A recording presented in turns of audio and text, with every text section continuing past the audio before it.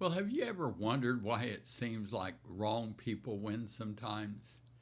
And if God is just, when does justice actually show up? Well, welcome to Saturday's edition of Today's Bread. Now, this week we've been walking through Abimelech's rise and fall, and today we're closing with God is the true king. Scripture references Judges chapter 9, verses 56 and 57. So, again, let me ask you a question. In a world where it often looks like the wicked are winning, what does this story teach us about God's justice? Well, because if we're honest, there are moments when it feels like people get away with wrong. But Judges 9 reminds us that that's never the full story. God had already spoken through Jotham. He warned Shechem. He exposed what was really happening beneath the surface. And still they moved forward.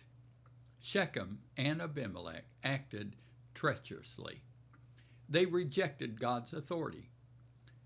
They pursued their own power, their own agenda, with no regard for God.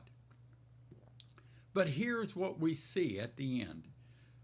God did not ignore it. Verses 56 and 57 tells us that God repaid both Abimelech and the people of Shechem according to what they had done. In other words, justice came. Now, maybe not immediately. Maybe not the way that they expected, but it came nonetheless. And that's something that we need to hold on today. God is full of grace and mercy, but he is also perfectly just. He sees everything. He keeps account, and he will make things right. So when it actually feels like the wrong is winning, I want you to remember this. God is still on the throne.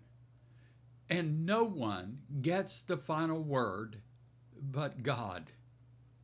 Now, the prayer focus for America is for us to pray for those in positions of power, that they would seek Jesus and his truth above personal or political gain.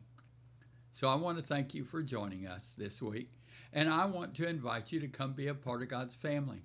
Now, Living the Way will be broadcast at 4:15 p.m., and that's both on Facebook and YouTube.